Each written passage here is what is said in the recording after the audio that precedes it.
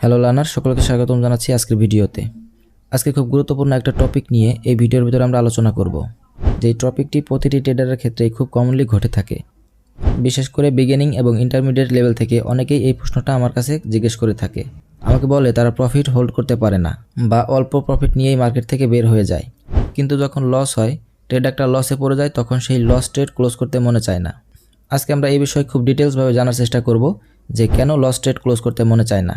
মানুষ যখন কোনো সিদ্ধান্ত নেয় বা কিছুতে বিনিয়োগ করে, হোক সেটা টাকা পয়সা, সময়, শ্রম, আশা যাই হোক, তখন সেটার সাথে ইমোশন জুড়ে যায়, তাই সমস্যা দেখলেও সেটা ছাড়তে কষ্ট হয়। আজকে আমরা 6টা পয়েন্টের ভেতর জানবো এর কারণ সম্পর্কে। Point number 1, hope. মানুষ শেষ পর্যন্ত আশা ধরে রাখতে চায়। লস হলে মনে হয় আরেকটু রাখলে হয়তো লাভে ফিরবে, হঠাৎ রিভার্স করবে। এই আশা আমাদের মস্তিষ্ক তৈরি করে যেন মন খারাপ না লাগে। এটা স্বাভাবিক মানবিক প্রতিক্রিয়া। পয়েন্ট নাম্বার 2, ইগো প্রোটেকশন, অর্থাৎ নিজের ভুল মেনে নিতে সমস্যা। লস মানে মনে হতে পারে আমার সিদ্ধান্ত ভুল হয়েছিল, আমি বুঝতে পারিনি। মানুষের ইগো এটাকে পছন্দ করে না, তাই মস্তিষ্ক চেষ্টা করে ভুলটা স্বাভাবিক বা ঠিক ছিল এটা প্রমাণ করতে। তাই অনেকে লস সত্ত্বেও ক্লোজ করে না, কারণ ভুল স্বীকার করা কঠিন। Point number 3, fair of regret. Close করলাম আর যদি হঠাৎ উঠে যায়, মানুষ ভবিষ্যতের আফসোসকেও ভয় পায়। মনে হতে পারে আমি ক্লোজ করলাম আর ঠিক পরেই যদি উপরে যায়, তাহলে তো আফসোসে মরব। এই ভয়েও মানুষ সিদ্ধান্ত নিতে দেরি করে। Point number 4, attachment. যে কোনো কিছুর সাথে সময় কাটালে এক ধরনের আবেগ তৈরি হয়, যেমন নিজের হাতে বানানো কিছু ফেলতে ইচ্ছা করে না, ভুল রিলেশন ছাড়তে কষ্ট হওয়া, পুরনো জিনিস ফেলে দিতে অসুবিধা। ট্রেড বা যে কোনো সিদ্ধান্ত এর ক্ষেত্রেও একই রকম, আবেগ ধরে রাখতে চায়, ছাড়তে চায় না। Point number 5, recovery mode. ক্ষতি দেখে আরও বেশি ঠিক করার চেষ্টা। মস্তিষ্ক লস দেখলে মনে করে এটা ঠিক করা আমার দায়িত্ব, ফিরে না আসা পর্যন্ত ছাড়বো না। এটা একটা স্ট্রেস রেসপন্স। মানুষ ক্ষতি দেখলে রেশনাল না হয়ে ইমোশনাল হয়ে যায়। এবং lastly point number 6, loss aversion, অর্থাৎ ক্ষতি মানতে মন চায় না। গবেষণায় দেখা যায় মানুষের মস্তিষ্ক ক্ষতি দেখলে বেশি ব্যথা পায় আর লাভ দেখলে কম আনন্দ পায়। মানে 10 টাকা লাভের আনন্দের থেকে 10 টাকার ক্ষতির কষ্ট অনেক বড়। তাই লস ক্লোজ করা মানে কষ্টটা স্বীকার করা। মস্তিষ্ক সেটা করতে দিতে চায় না।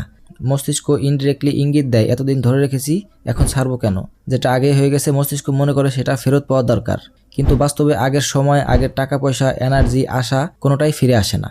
তবুও মানুষ ভাবে একটু আর ধরে রাখি। এটা একটা মানসিক ফাঁদ। আর তার মস্তিষ্কের ভেতর, তার ইগোর ভেতর এই সমস্ত বিষয় ঘটার মূল কারণ হচ্ছে তার ট্রেডিংয়ের অদক্ষতা। তার ট্রেডিংয়ের নলেজ শূন্য, যার কারণে সে কোনো সিস্টেম ফলো না করে, কোনো মানি ম্যানেজমেন্ট ফলো না করে ব্লাইন্ডলি ট্রেড করতে থাকে। প্রফিট হলে অল্পতেই খুশি হয়ে যায় আর লস ট্রেড ক্লোজ না করতে করতে অ্যাকাউন্ট জিরো করে ফেলে। তাহলে এই সমস্যার সমাধান কি এখন? এর একমাত্র সমাধান আপনাকে ট্রেড শিখে ট্রেড করতে হবে। আপনি হুজুগে পড়ে অন্যের প্রফিট দেখে ইমোশনালি মিথ্যা বিশ্বাস নিয়ে ট্রেড ওপেন করবেন আর আপনার অ্যাকাউন্ট প্রফিটে ফুলে ফেপে উঠবে, এটা কখনোই সম্ভব না, বিশেষ করে এই ট্রেডিং সেক্টরে। আপনি তখনই একটা লস ট্রেড ক্লোজ করতে পারবেন যখন আপনার মার্কেট সম্পর্কে পরিপূর্ণ নলেজ থাকবে। পরিপূর্ণ নলেজ না থাকলেও আপনি মোটামুটি মার্কেট সম্পর্কে জানেন, তাহলেও এটা করতে পারবেন।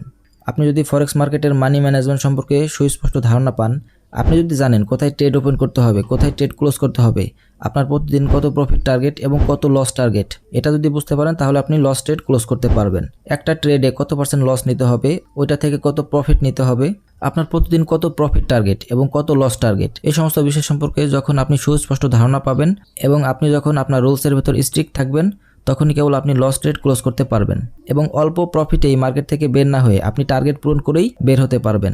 আমি প্রায়শই একটা কথা বলি, শর্টকাটে টাকা ইনকাম করার সবথেকে সহজ মাধ্যম ফরেক্স মার্কেটে ট্রেড করে টাকা ইনকাম করা। আপনি যদি শর্টকাটের ভেতরেও শর্টকাট খোঁজেন, তাহলে তো আপনি ধ্বংস হবেন, এটা খুবই সুনিশ্চিত।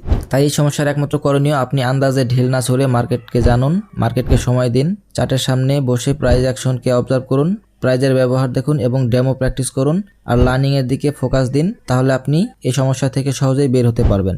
মার্কেটের বেসিক শিখতে 2 থেকে 3 মাসও সময় লাগে না। তাই আমি বলবো অন্তত 3-4 মাস অথবা 6 মাস মার্কেটকে জানার জন্য সময় দিন। এই মার্কেট থেকে আপনি কোনো না কোনো দিন সফল হতে পারবেনই পারবেন। আর আপনি যদি সত্যি সত্যি ফরেক্স ট্রেডিং লার্নিং করতে ইন্টারেস্টেড থাকেন, তাহলে আমার এই চ্যানেলেই বেসিক থেকে অ্যাডভান্স পর্যন্ত ধাপে ধাপে ফুল গাইডেন্সের সাথে সিরিজ কোর্স স্টার্ট করেছি, যেখানে অলরেডি 4-5টা ভিডিও আপলোড হয়ে গেছে। সেটা দেখা শুরু করতে পারেন। যদি আমার ভিডিও নাও দেখেন তাতেও সমস্যা নাই, আপনি যেখান থেকে খুশি লার্নিং নিতে পারেন। পেইড কোর্সে ভর্তি হতে পারেন, ইউটিউব থেকে ফ্রি লার্নিং নিতে পারেন। আপনার নিজেকেই সিদ্ধান্ত নিতে হবে লার্নিংয়ের দিকে মনোনিবেশ করানোর জন্য। সকলে ভালো থাকবেন। আজকের মতো বিদায় নিচ্ছি। চ্যানেলটা সাবস্ক্রাইব করার অনুরোধ থাকবে আর টেলিগ্রামে যুক্ত হতে পারেন। সেখানে ফরেক্স মার্কেট সম্পর্কে বিভিন্ন আপডেট, অ্যানালাইসিস এবং গাইডেন্স দেওয়া হয়ে থাকে। সিগন্যাল পাওয়ার আশায় কেউ জয়েন হবেন না প্লিজ, ওই ধান্দামির ভেতর আমার যাওয়ার কোনো ইচ্ছা নেই। যদি সিগন্যাল দিতেই হয় আপনাদেরকে তাহলে লাইভ ট্রেডে এসে সরাসরি একসাথেই সবাই লাইভ ট্রেড করব, কিন্তু সেটা এখন নয়। আগে আপনাদের বেসিক সম্পর্কে আইডিয়া পাকাপোক্ত করুন, তারপর আপনাদের রিকোয়েস্টে ভেবে দেখব। সকলে সুস্বাস্থ্যতা কামনা করে বিদায় নিচ্ছি। আল্লাহ হাফেজ।